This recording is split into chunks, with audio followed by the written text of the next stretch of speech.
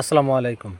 মাঝে মাঝে আমাদের দেশটার মধ্যে এমন কিছু ঘটনা ঘটতে থাকে যে মনে হয় যে আমরা আসলে বাংলাদেশে বাস করি কি নাকি অন্য দেশে বাস করি।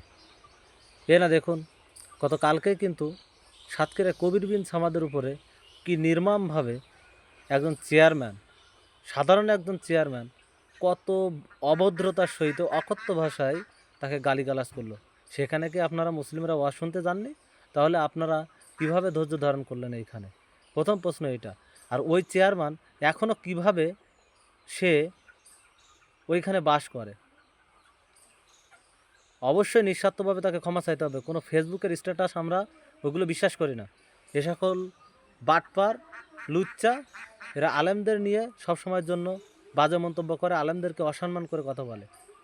ভবিষ্যতে সাবধান থাকবেন, যেখানেই এদেরকে পাবেন সেখানে ধোলাই দিবেন। দুই একটারে ধোলাই দিবেন, তাহলে পরবর্তীতে আর এরা আলেমদের নিয়ে এরকম বাজে মন্তব্য করা, আলেমদের হেনস্থা করার সাহস পাবে না।